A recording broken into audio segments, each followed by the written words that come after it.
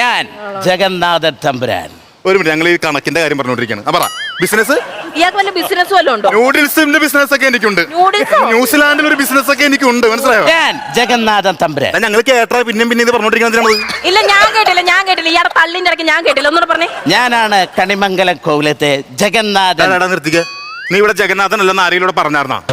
ഒരാളും പറഞ്ഞില്ല, പിന്നെ നീ എന്തിനു പറഞ്ഞത്? സത്യത്തിൽ നിങ്ങൾ ആര് ഈ കോവിലൊക്കെ മേടിച്ചത്? ഞാനാ മേടിച്ചത്. അതിന്റെ പൈസ കൊടുത്തത് ഞാനാ.